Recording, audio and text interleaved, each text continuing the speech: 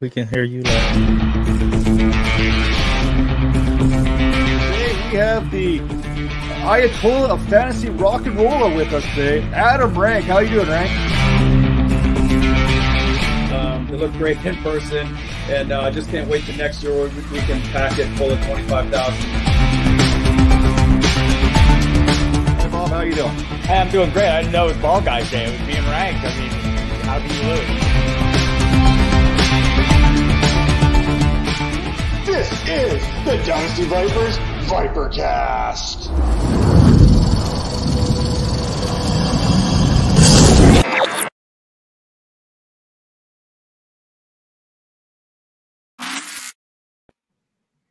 Hello and welcome back to the Dynasty Vipers ViperCast presented by the Fantasy Points Media Group. Hey, this is part of our four-part series here. We take a look at the ADPs that the consensus is putting on these players here heading into the fantasy offseason before training camp kind of kicks off. You're starting your redraft leagues. You're getting started. So let us kind of break it all down for you the best way we know how, and that's by, well, trying to keep Tera from laughing out loud too often, too much here during the show. Joining me as always, Tera Roberts and Major Dumbass there, Major Caldwell. How you doing, Major? I was doing good until Tera just like I thought me and Tera was gonna team up and make fun of you, but she kind of made fun of me, so therefore I felt dumb twice. So well, sorry, hey guys. You would have really thought that Tera would have left the past in the past. But one of the past kind of things we just talked about, part one here, we talked about the quarterbacks and that ADP. So we're going to talk about the tight end position here. But first, hey, take an opportunity, head to fantasypoints.com and go and get that subscription today. Use promo code VIPERS22, get 10% off, and you're going to get all kinds of content courtesy of Graham Barfield, those best ball tiers. The Franchise Focus series, that starts up on the 24th of June here. 32 days, 32 articles, 32 podcasts, and you get all kinds of content, key offseason moves. Scott Barrett's strength of schedule, Graham Barfield's pace and tendencies, data points, projected fantasy contributors by Joe Dolan and Jake Tribby, Dynasty Buy Lows, courtesy of Wes Huber, and John Hansen's final points.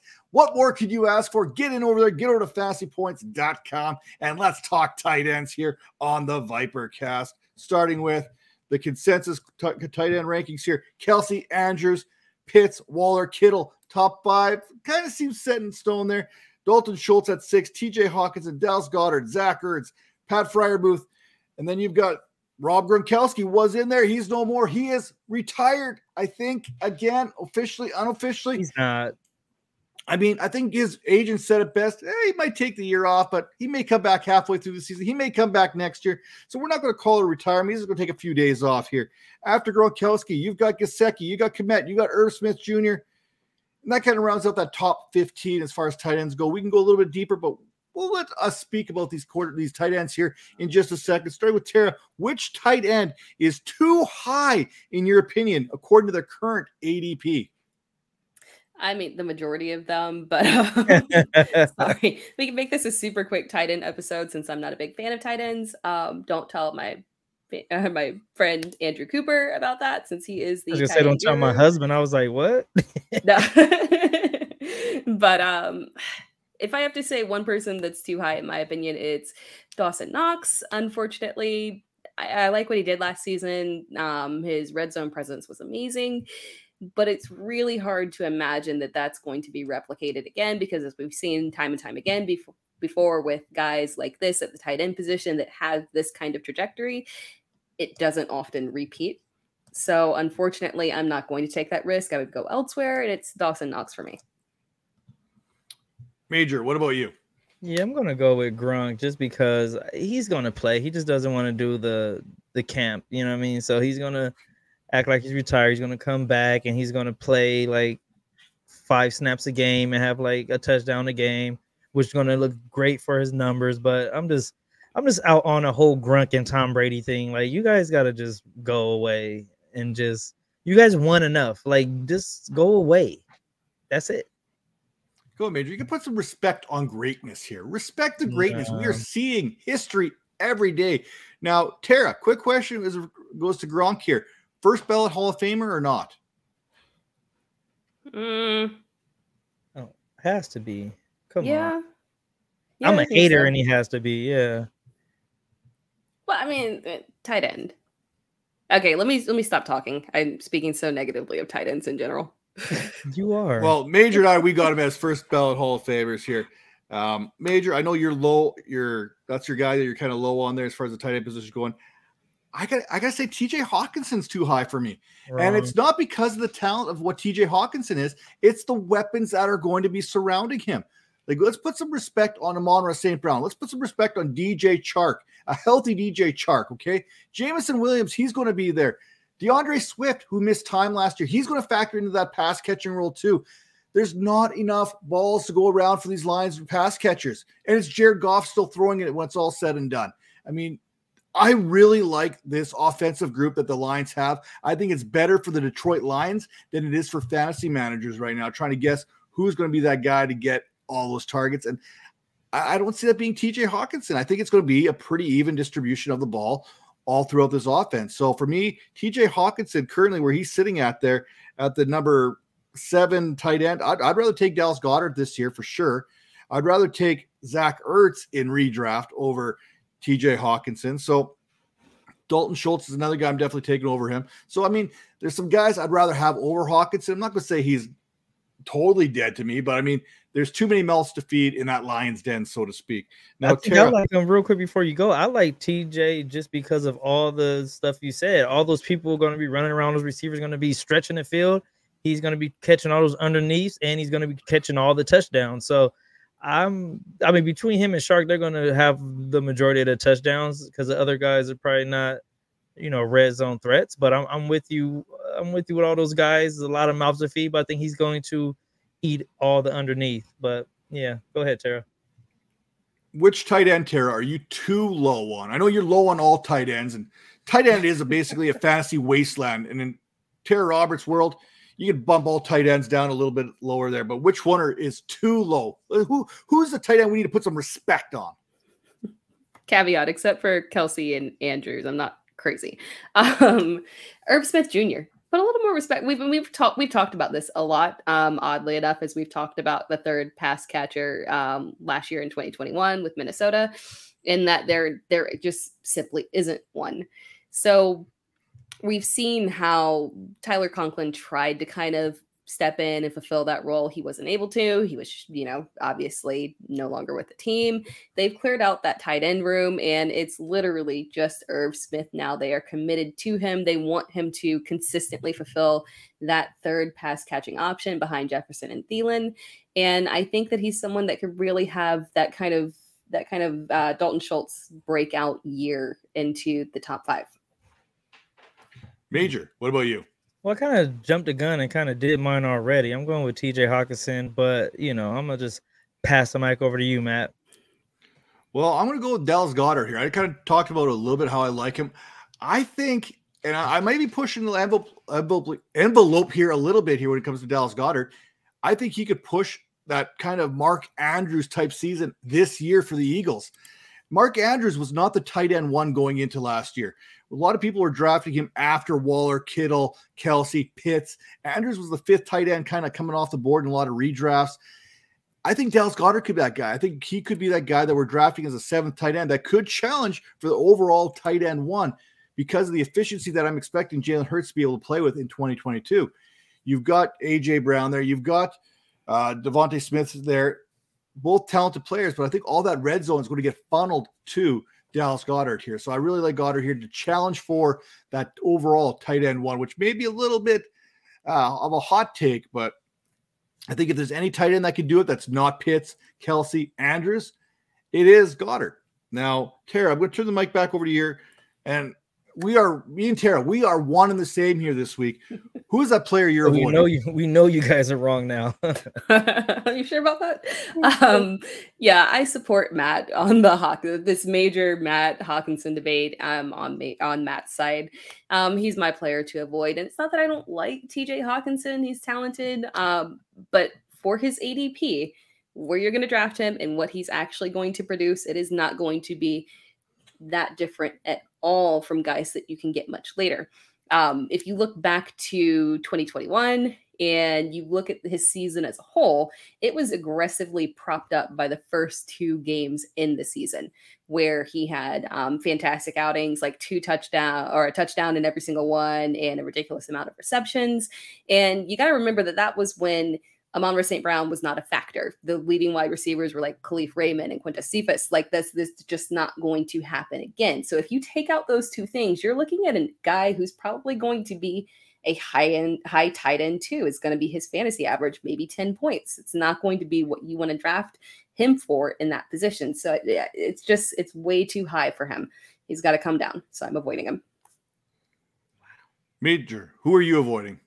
Mike Gesicki. Like I think Tua is going to try to prove to everyone that he can throw the ball. So he's going to try to throw the ball down the field like every play. So I think he's not going to be looking for the tight end. He's going to be looking for Waddle. He's going to be looking for Tyreek. He's going to be looking for whatever that fast running back they have that runs like a 4-0. Like everyone on the team runs a 4-0. So he's going to try to throw the ball to prove to everyone that he can throw down the field. So I think he's going to like overlook the tight end until the quarterbacks kind of until the coach ring them back in a little bit. But I think he's going to prove something. So I think Goddard is going to be the one to take the. And for me, I try to avoid any player who I can't pronounce their name, and that includes the tight end position. That includes Albert Owigbonam. They're the Denver Broncos there. If you say it fast enough and just kind of let it slide, Albert O is that guy I am trying to avoid in 2022. Yeah, he's a little bit. Let's call him A-OK. A-OK, ain't okay, if you know what I'm saying. Now, he's going off as the tight end 17, which seems like good value. I mean, you're getting him a little bit late. The tight end 2 type possibility there. Again, too many weapons.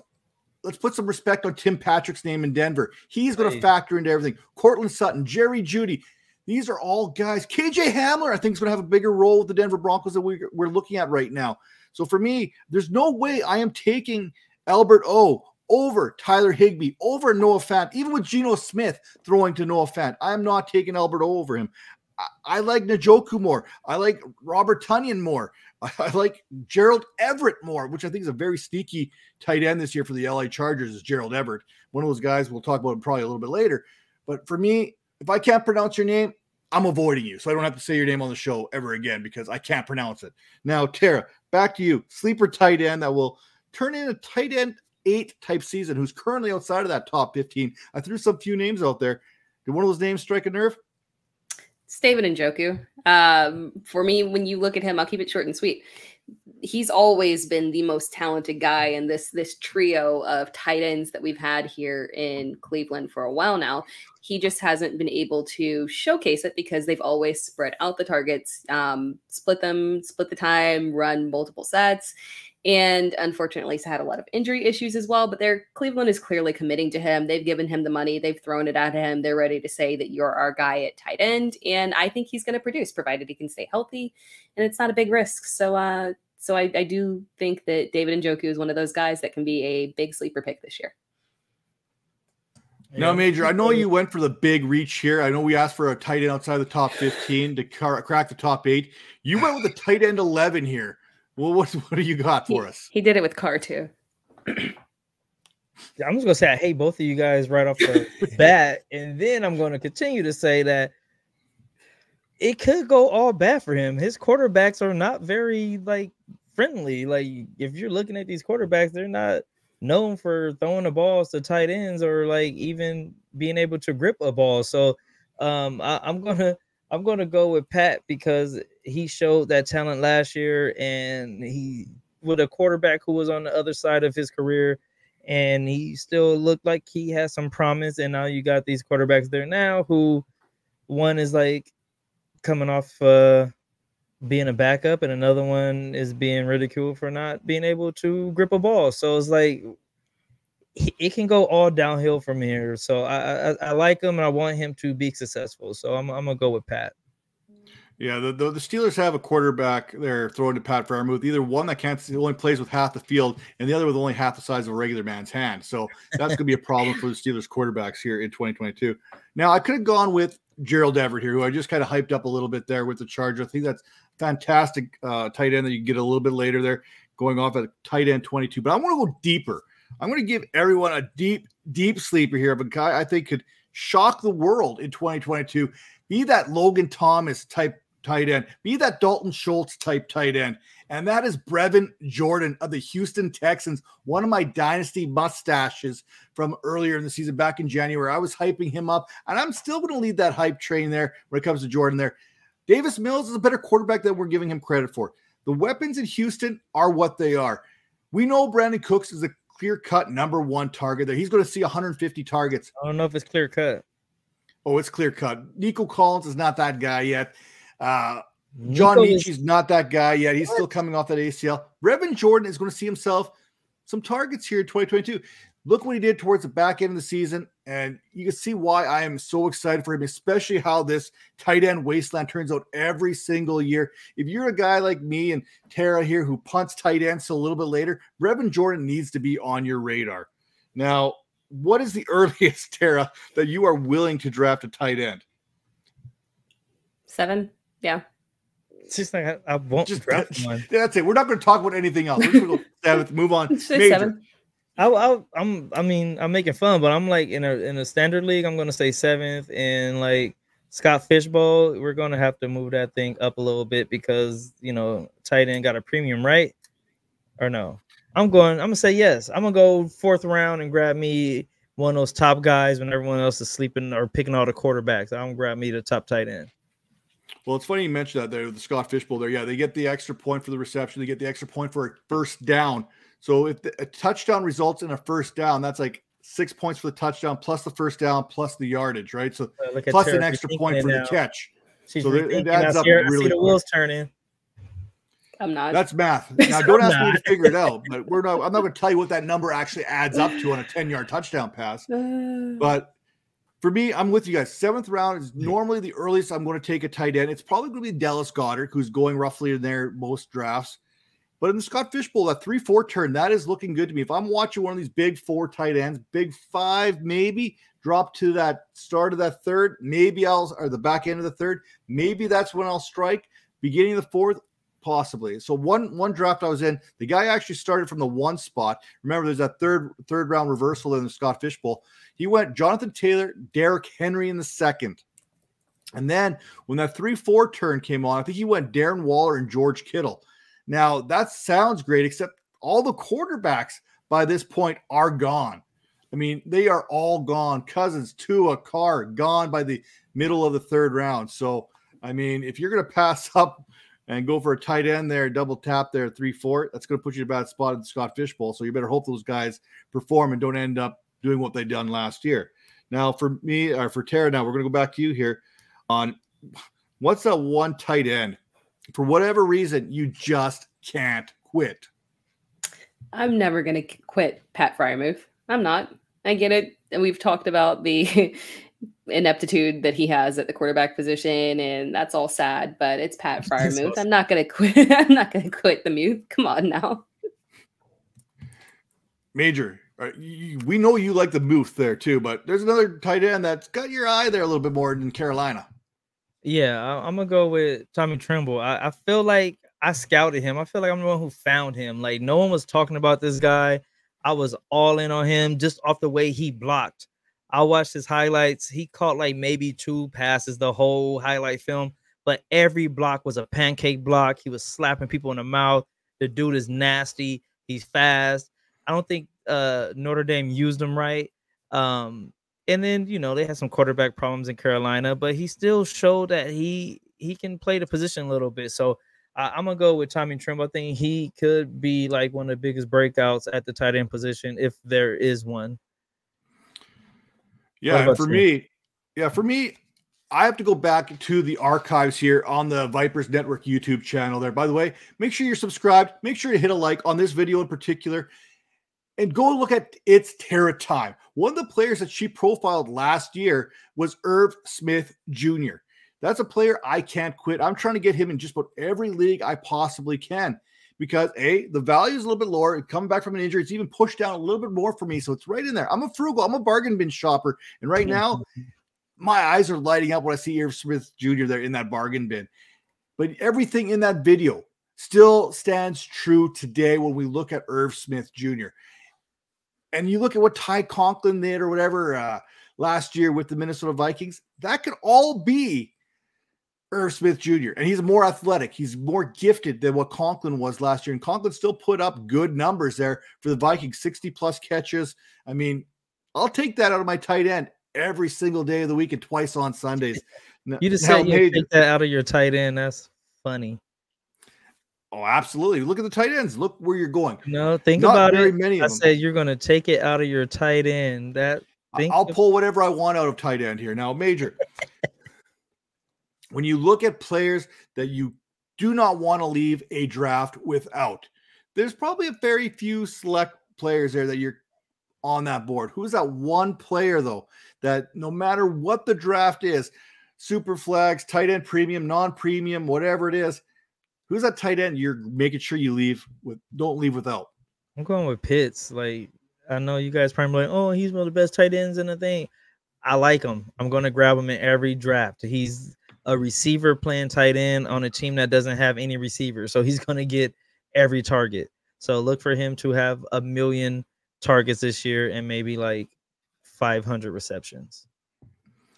Drake London would like to have a word with you about that. Now, again, he's a rookie. I'm not expecting a lot of things out of a rookie here off the get-go. But you hit it right in the head there with Kyle Pitts. He's not a tight end. We've gone over this on the show before 100 times over. 79% of his snaps came out of the slot. Not as a 3-down, not down on the line, not a tight end, but out of the slot. So I have a hard time putting him in tight end, but hey, I think it was you that pointed out here a couple of weeks ago, the only reason they keep that tight end target on him is so that they can pay him as a tight end in a few years rather than as a wide receiver. So maybe the Falcons are strategizing a little bit ahead of time. Now for me, the one tight end I'm not leaving without is another bargain bin guy for me. It's Chicago Bears tight end Cole Komet.